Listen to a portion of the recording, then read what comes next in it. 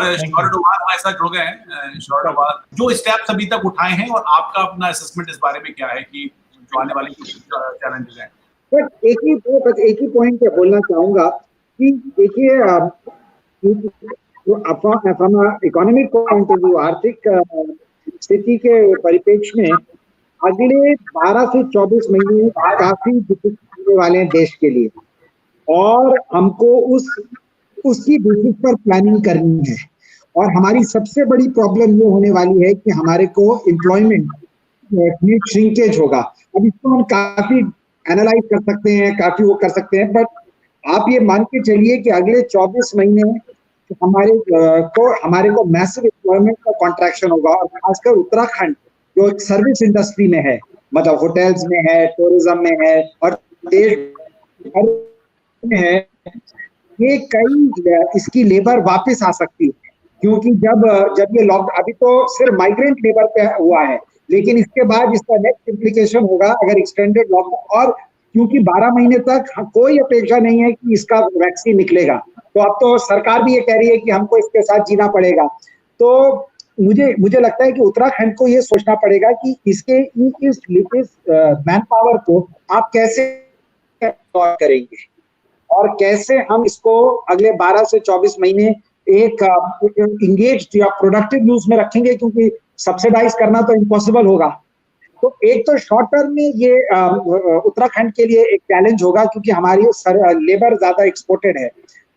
Medium term में हमारे लिए ये बहुत अच्छी अपॉर्चुनिटी है। देखिए, इसके बाद और यहाँ पर काफी माइग्रेशन होगा इंडस्ट्री का, और इसका सारा का सारा एग्जीक्यूशन स्टेट लेवल पर होगा। सेंटर तो इसको ब्रॉड गाइडेंस देगी, पर स्टेट्स इसको एग्जीक्यूट करेंगी। और ऑलरेडी कई स्टेट्स ने ऑलरेडी टीम्स गठित कर दी हैं, उन लोगों ने अपने कॉन्टैक्ट शुरू कर दिए हैं।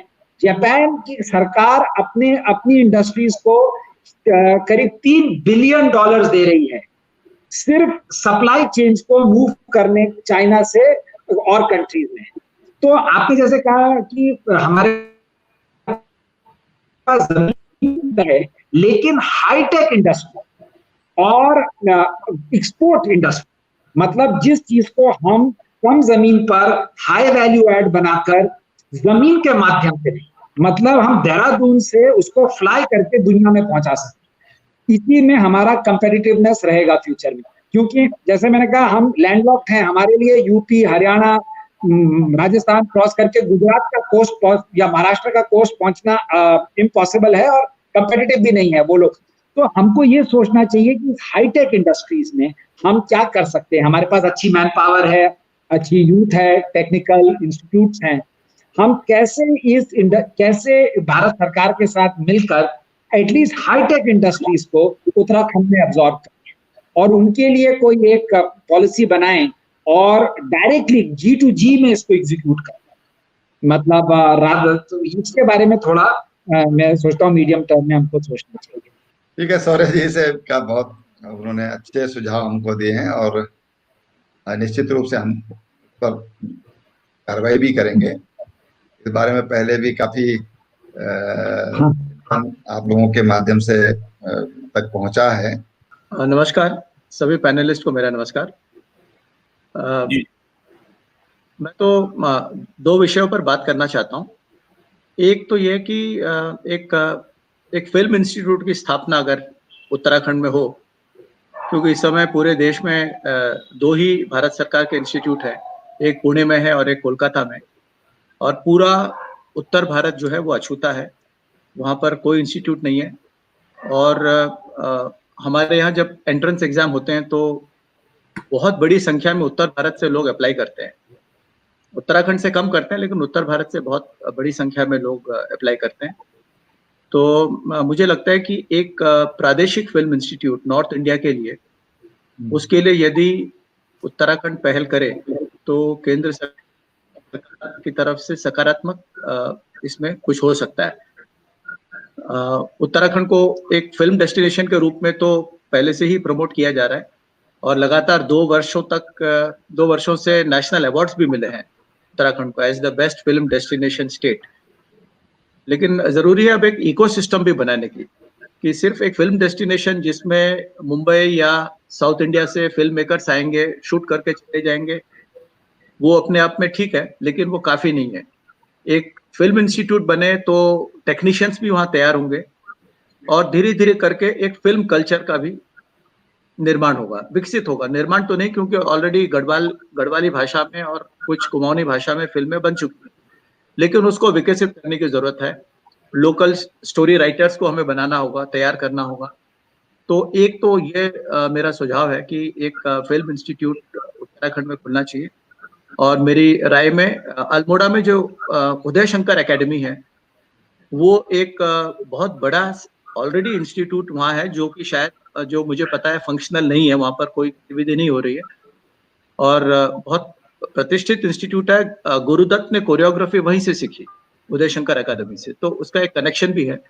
तो यदि वो एकेडमी को एक प्रादेशिक या उत्तराखंड फिल्म एकेडमी वहाँ स्थापित की जाए और FTI से मिनिस्ट्री के माध्यम से यदि कोई ऐसे रिक्वेस्ट मिले तो फिर उसको आगे बढ़ाया जा सकता है। दूसरा मैं कहना चाहूंगा कि उत्तराखंड के जो अभी ऑलरेडी लोकल फिल्म मेकर्स हैं, तो उनसे कुछ डॉक्यूमेंट्रीज वगैरह बनवाई जाए। जैसे अगर राज्य सरकार 50 लाख रुपए का एक कोष रखे और उत्तराखंड में रह रहे 10 फिल्म मेकर्स को 5-5 लाख रुपए दे, एक एक्सपर्ट कमिटी बनाए जो कि उनके एप्लीकेशंस को प्रोसेस करेगी, किन सब्जेक्ट्स पे होना चाहिए डॉक्यूमेंट्री, चाहे वो गंगा के क्लीनिंग पर हो या मशरूम कल्चर पे हो, ऑर्गेनिक फार्मिंग पे हो, ऐसे 10 विषयों पर स्टेट गवर्नमेंट उसको फंड करे प्रोजेक्ट को। और इतने फिल्म मेकर्स तो उत्तराखंड में मिल ही जाएंगे। आप 5-5 लाख रुपए दीजिए 10 फिल्म मेकर को, 20 मिनट की वो डॉक्यूमेंट्री बनाएंगे। वो डॉक्यूमेंट्री एजुकेशनल भी होगी, प्लस वो डॉक्यूमेंट्री नेशनल अवार्ड्स के लिए भी भेजी जा सकती है, क्योंकि नेशनल अवार्ड्स में फीचर फिल्मों को भी अवार्ड्स मिलते हैं और नॉन फीचर फिल्मों को भी अवार्ड्स मिलते हैं। तो उत्तराखंड से यदि सरकार, राज्य सरकार उसकी प्रोड्यूसर होगी और डायरेक्टर्स उसके अलग अलग होंगे, वो फिल्म बनाकर भेजेंगे। एक तो एजुकेशनल वैल्यू भी होगी, क्योंकि डॉक्यूमेंट्री है तो वो नेचुरली कोई ना कोई रेलेवेंट सब्जेक्ट पे होगी, फिक्शन नहीं होगी वो। तो ये मेरा दूसरा सुझाव था। सीएम सर से आपने पूछा, मैं चूंकि अब एक और उत्तराखंड की और फिल्म मेकर गीतकार प्रसून जी भी हैं, प्रसून जी कितना एग्री करते हैं या फिर इसी से जुड़ता हुआ कुछ और क्या स्टार्ट भी करना चाहें?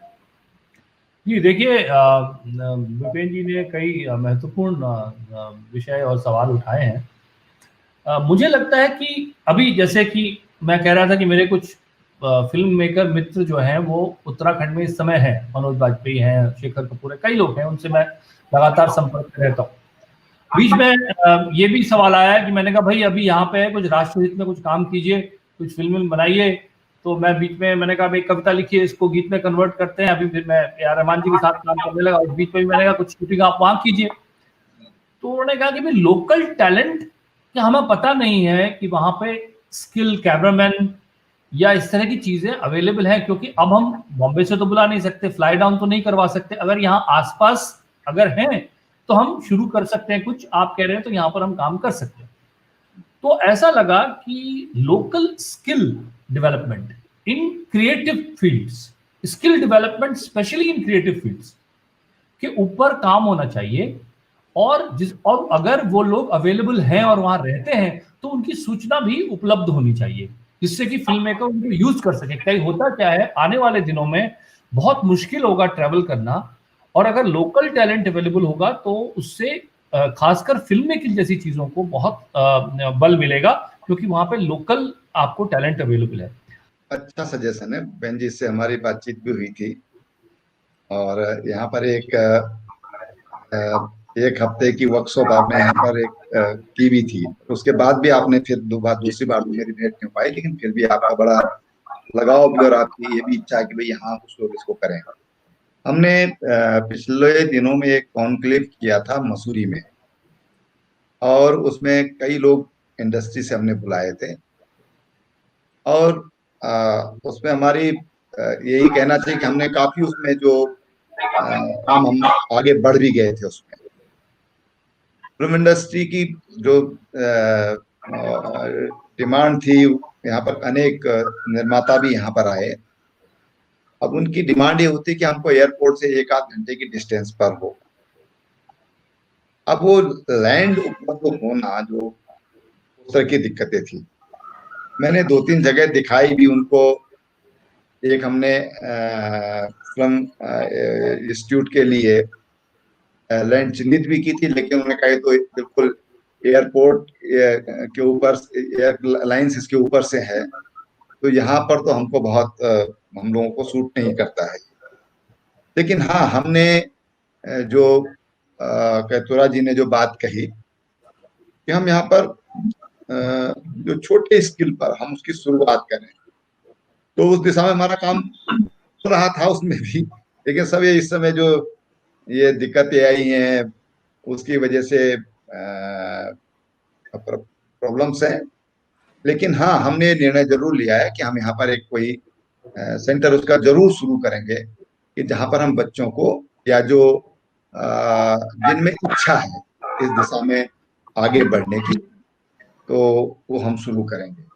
और इंडस्ट्री के भी कुछ लोगों से हमसे वायदा किया था कि साहब 1 महीने में 2-3 दिन के लिए हम जरूर यहाँ पर आएंगे और यहाँ बच्चों को हम इसके लिए वो भी हमसे योगदान हो सकता है, वो हम लोग करेंगे।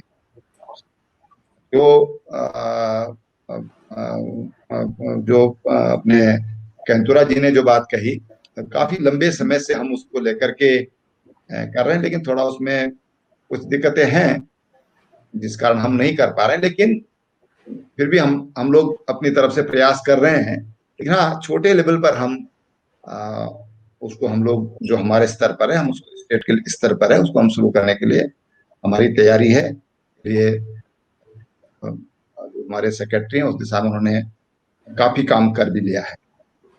अब जैसे हम नॉर्मल स्थिति में आते हैं तो हम उसको करेंगे।